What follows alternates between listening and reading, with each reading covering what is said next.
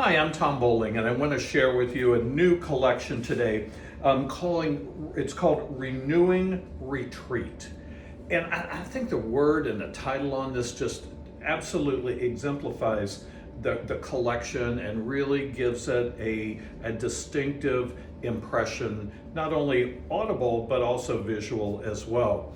But before we start the assembling process, I want to talk about the mechanics on this. This is one of the containers that's called Shabby, and it's actually the name of the container. And as you can see, it has a lot of character to it, even before you begin adding any of the floral additions.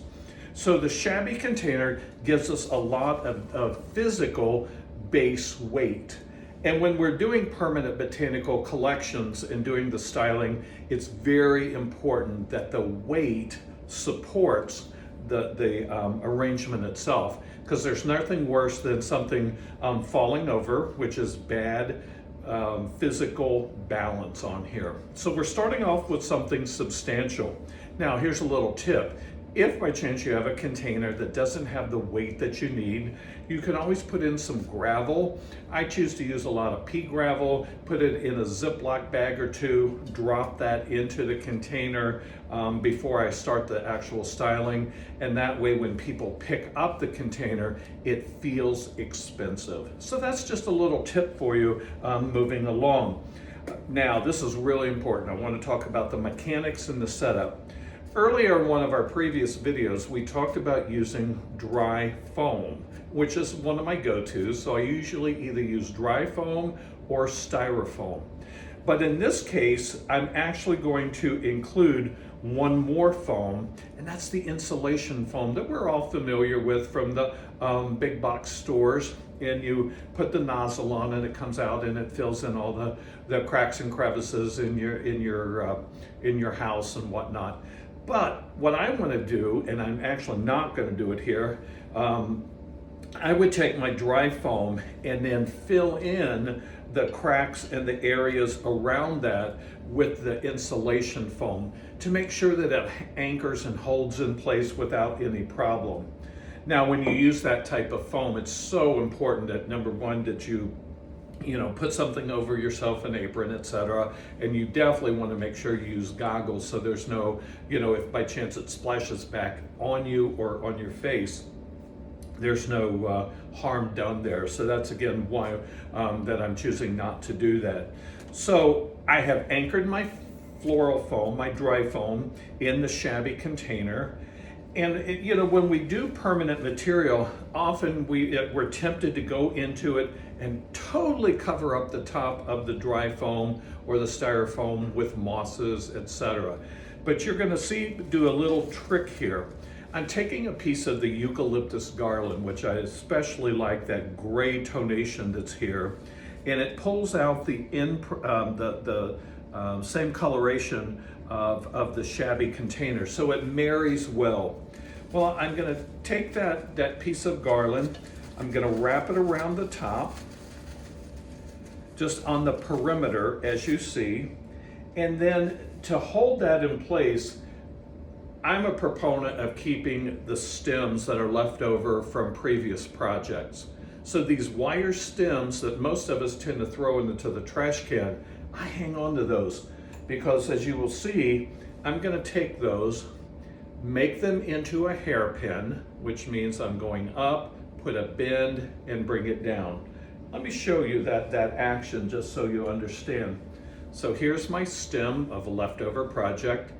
Grab it in the middle, pull it together, and now I've made this hairpin that will use to hold my eucalyptus garland into place. And if they're dark green, light green, brown, it really doesn't matter because this is a mechanic, and for the most part it's never going to show, and if it did, I could definitely moss over it with some foliage or some moss, cover that mechanic up. So I like the way that garland has as I said, previous, it has a little bit of the gray mixed in. You know what, that was kind of cool. I love the way that just kind of spilled over. I'm going to work with that. I'm going to go and use that and let that garland become a part of the composition let that spill work for us. So let's open that up just a little bit. That was a happy mistake. And you know, often when we do design, things like that happen, and it's being sensitive, watching that, seeing how the whole composition develops, because in your mind, you might have it looking one way, and in reality, it totally changes, and we want to be mindful of that. All right, so let's start with adding some beautiful product from the Renewing Retreat collection. Now you'll notice that I have everything written out. It's on my recipe card, and that way I know exactly how much is going in, the description, and the item number. So to get to this point, I probably have a good 15-20 minutes worth of my time and labor involved in that. So it is important to know what we're putting in, but it's also important to know how much to charge for that time that I've invested at this point. All right, so I'm going to begin with the delphinium, and you'll notice that I'm kind of bending that and tweaking it just a little bit. I'm dipping that stem into the pan glue, my hot melt pan glue, to make sure that I've anchored enough glue in here to grab into and to keep that placement where I want it to stay. Again, when we do permanent work, it is important that we open up. We make sure that everything has fullness to it, has volume, and by putting a little bit of a bend and twist into it, it also gives it a more lifelike quality to that. Now you could do two. I tend not to do a lot of ones, especially up like this, ones or twos, so it doesn't look like antenna.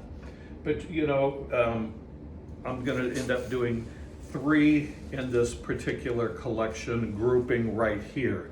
So you'll notice that all of that material is gathered in one area at this point. All right, my next selection is going to be the dinner plate dahlias. And they're so wonderfully large and expressive. But I want to use those early on into the composition because of the size of the dahlia itself. So let's go ahead and get that in place. I'm going to shorten the stem a little bit, do a little dissection, not throwing that away. That's beautiful foliage. So when we use something that large, if it were fresh, it would be heavy, it would spill over the edge. I'm going to replicate that same look in permanent material, so I want that to go over, cascade over the edge, and then once again start to grow up. Now because of the sizing on this, I don't need a lot. I could probably use one, but I'm going to go ahead and add another one into that and gluing those in place. And as I insert it, I automatically just kind of push that stem to make that look up to the sky. Because we think about the sun being up here at the top, so everything is going to grow and look up at the sun, and that's exactly what these dahlias are going to do. So as I rotate this composition, you can sort of see where we're going with that. I am going to take the 2 pieces of foliage, set those aside for right now, and come back and revisit those in just a minute. All right, so moving on, I'm going to take that same coloration that we have with the dahlias, and I'm going to bring that over to the opposite side, but using a totally different flower. And once again, kind of giving my stem a little bend and tweak. But this time the mechanic, yes, you can use the pan, but what I'm going to do is to bend the end of that stem again into the hairpin. You heard me talk about that earlier. I'm gonna hold that with my finger and thumb, insert that into the floral foam, let it spill over, let it cascade up, and that when you let that go, the spring in that stem actually helps hold that placement. So let's do that again to make sure everybody's coloring on the same page here. So there's the stem. I'm going to bend, hold that in place with my finger and thumb so it tightens the hairpin. Insert, let go, and then make my adjustment. And you'll be surprised how much force, how much anchoring is actually taking place at this point. So I bent it again, insert. And you know, we all have the challenge of cutting so much. If I can avoid one cut on, you know, multiple times, then all of a sudden, you know, you're not doing cut. And it makes such a big difference here. All right, so now you see the balance from one side of the composition to the other. Let's bring a little bit more of that beautiful blue into the design itself.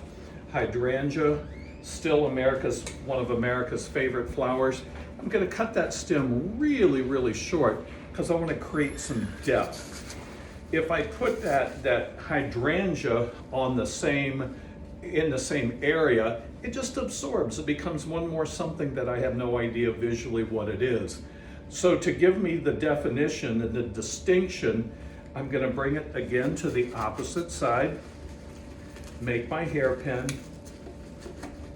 insert that into the floral foam. I'm catching one of my leaves here. Insert and move on. Now, while I did that, this is a great time. I accidentally bumped off one of the placements, as you can see here. I'm not going to throw that away because that's like wonderful. So what I'll do is to take a wire, hairpin, put that into the hydrangea, into the blossom itself, and I'm really just going to create a false stem. One of our previous videos, I actually showed how to deconstruct, is the terminology that we use. I deconstruct some of the hydrangeas to get those extra placements. So this was sort of a happy mistake. I guess maybe my hands are so used to doing that.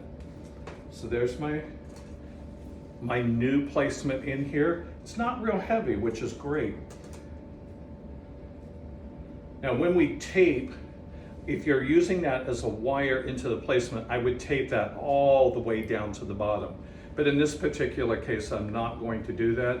I'm just going to fold it back up, do a reapply of tape, go right back over. And the reason we want to cover that completely up is so if, you know, at some point this would come out or whatever, our mechanics, we have professional mechanics, which is super important. There's that. And then I do have one more to go. Now you can see the importance of having a recipe or to have the thought already figured out before you do your construction. So let's do a little turn, a little rotation. Check that color balance. It's working, and it's working very, very well at this point. So let's see what else we have as far as products are concerned. All right, so I'm gonna go with, again, getting some depth in here. Going in deep with the additional hydrangea. Hydrangea, it just covers up so much so quickly, and that's the good part about it. And I generally keep my glue pen very close to me, and I tend to use a pen, not the glue gun. Number one, the glue gun gets really, really hot, and if you get burned, it makes you say very bad language. So I tend not to use a glue gun, and the pan is quick because I can just dip and stick, and I don't have to worry about the accuracy so much as I would with a glue gun. This collection is building, and you can see the coloration is so wonderfully strong. Dip that in. The other thing that you might have picked up on at this point is when I use a flower, or in particular a flower and a color, I tend to use it all the way through, exhaust that flower so I can make sure that I'm not jumping from one to another to another to another, because it ends up that you spot and dot your design that way. This way it's accurate. It makes a strong statement. Boom, there's a chunk of color. Boom, another chunk of color. Boom, and it just works out better that way. All right, let's finish up.